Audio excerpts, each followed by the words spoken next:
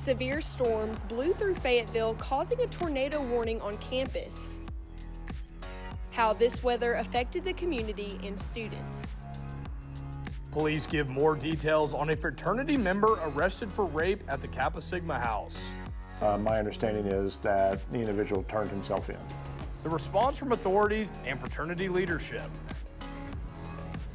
Today celebrates military students and dependents. UATV starts now.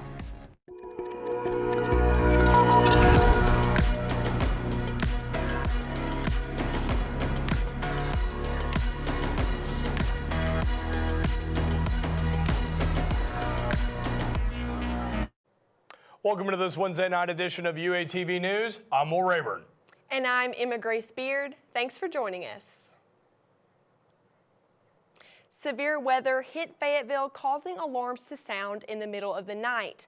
The National Weather Service placed the city and surrounding areas under a tornado warning just after midnight. Take a look at your screen and you can see the impacts of the weather, including fallen trees and some damage to power lines in some areas. Today, crews worked to repair those damaged power lines. That warning also affected all of the University of Arkansas campus. Alert weather. The National Weather Service has issued a tornado warning affecting the entire campus. The U of A sent out RAS alerts warning students and telling them to shelter in designated safe spots away from exterior walls or windows. Across campus, students sheltered in several places, including resident halls. My roommate and I kind of just we were both asleep and then woke up and we kind of just didn't really know what to do. And we waited until we got message on Teams of our RA to tell us that we basically had to go into the bathroom. The all clear was given around 12:45 a.m.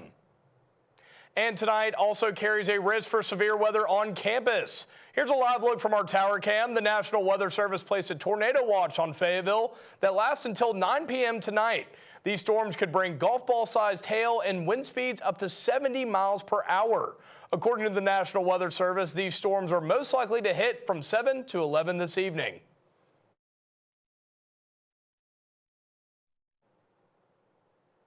A University of Arkansas fraternity member is out of jail tonight following his arrest for allegedly raping another student. Crew Cavern is a sophomore at the university and a member of the Kappa Sigma fraternity. He posted bond after being charged with rape, aggravated assault, and battery. UATV's Hannah Moore has been following this story. She spoke with university officials and police, and she joins us live with the latest. 19-year-old Crew Cavern turned himself in on Sunday, according to University of Arkansas Police Department, after a warrant was issued for his arrest on Friday. Reporting live for UATV News, I'm Hannah Moore. Kappa Sigma fraternity did release a statement saying, quote, "The fraternity was notified of this issue and the chapter at the University of Arkansas has cooperated with local authorities." They also say Kappa Sigma will not tolerate or condone any form of harassment or abusive behavior. End quote. The university says they cannot comment on the incident because of federal student privacy restrictions and the ongoing legal investigation. The university continues to recognize Sexual Assault Awareness Month. The Sexual and Relationship Violence Center started the month with its What Were You Wearing exhibit that displays outfits worn by victims of sexual assault. UAPD says taking preemptive measures can help to limit these situations. The director of CRVC says it is important to know available resources to help anyone in need.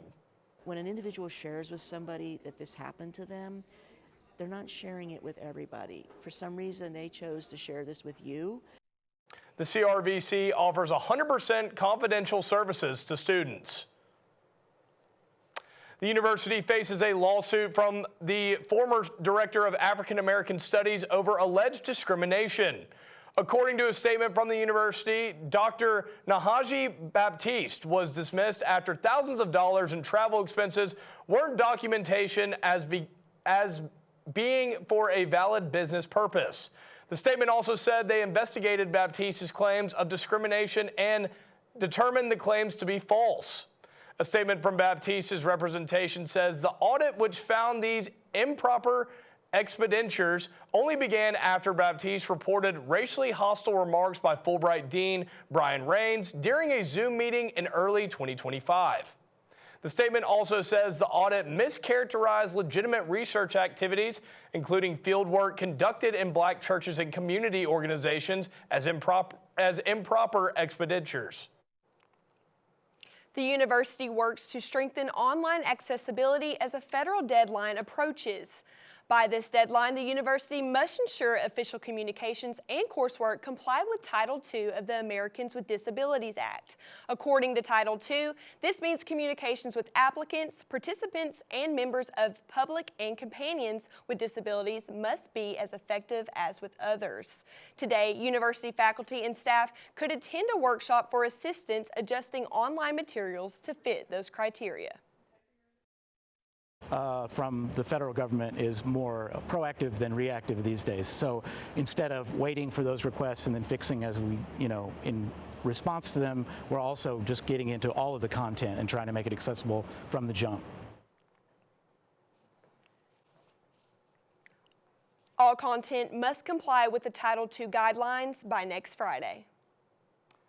April is nationally recognized as the month of the military child. The Veteran and Military Affiliated Student Center honors military dependents today for a special themed day. Noah Alvidres joins us live with more. Thanks, Emma. Today, April 15th, is known as Purple Up Day, a day where people wear purple to celebrate people who financially depend on veteran or military affiliated people who are currently in service. Now, this day doesn't just support people who are in the military or veterans, but the people who also love them the most. According to the Department of Defense, more than 1.6 million military children face challenges or unique experiences due to their parents' service. Reporting live for UATV News, I'm Noah Alvidres. The VMS Center is located on 640 North Garland Avenue for those who are interested in getting involved. Students who have received parking tickets have the opportunity to work it off through the Associated Student Government. ASG accepts applications for this program during spring and fall semesters, and students must submit requests between the first day of class and reading day. To reduce the ticket amount, students can complete service hours with an off-campus organization. Students can work off up to $75 from their ticket and must complete all steps within 30 days of the citation. One campus building reopens tomorrow. How the community can join this historic celebration. Everyone is watching anime. How a local convention proves that after the break. The university's Fine Arts Center officially reopens tomorrow evening. This reopening follows significant renovations to the building. During the reopening, attendees can enjoy exhibits, hands-on activities, and live performances. The official reception will take place from 5 to 7 p.m. with more events happening all day. For many years, watching anime was something people kept to themselves. Now, as it entered mainstream, the fandom has become a lot more visible. Sophia Galvin joins us live outside a local comic store to tell us more. Thanks, Will. I'm standing outside of the geek realms where Fable comes for comics, animes, and collectibles. But this past weekend, fans went beyond that. Here's how a local convention showed that anime is bigger than most people think. Now, the convention may be over, but spots like the one behind me are open for those who want to give anime a try. Reporting live for UATV outside of the geek realms, I'm Sophia Galvin. Thanks, Sophia. The Fayetteville, Arkansas Anime Fest featured voice actors, vendors, and even a cosplay competition. And students got the chance to learn traditional handheld skills today through the art of crafting. The university partnered with Arkansas's System Extension Services to host a granny camp. Many women from Fayetteville's Homemakers Council volunteered to teach students how to sew by making small stuffed stressless hearts. The director of Arkansas's Library Folk and Tradition Arts Department says she hopes to help bring different generations together. I'm hoping students have this opportunity to connect with the wider community, maybe in Fayetteville, learn some skills that don't necessarily involve your cell phone. Some good life skills. Later, Granny Camp will teach others practical skills. One university resource helps students manage stress. More about this online tool. A long-time marathon crosses the 50-year finish line. How race goers celebrated. Students can take advantage of the university's wellness resources through the UARC Wellness website. Through the website, students can access resources like WellTrack Boost, an assessment for levels of stress, anxiety, and depression. The website also offers interactive wellness education like the Wellness Wheel, a fillable journal, and wellness presentations. Students can also learn about in-person wellness services. We really kind of tailored it to be a place where anyone can navigate to and receive information about the wide breadth of services that we have available on the campus. The university also encourages wellness on campus through their wellness pop-ups.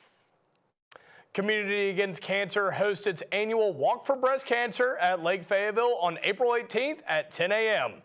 The event raises funds for breast cancer research and support services. Participants can purchase $10 tickets that include a breakfast. Organizers encourage supporters to wear pink and walk for the cause. Arkansas's oldest marathon celebrated a golden milestone this past weekend. A record number of runners participated in the Hog Eye Marathon. UATV's Hope Durkee joins us live in studio to tell us more about the annual race. On Saturday morning, hundreds of runners lined up to start the 50th Hog Eye Marathon. Reporting live in studio for UATV, I'm Hope Durkee. After 10 years on the same route, the Hog Eye is changing the course next year, but the race will still be in Springdale. The J&B Gearhart Full Circle Food Pantry kicks off a food drive at Razor Fest on Saturday, April 25th.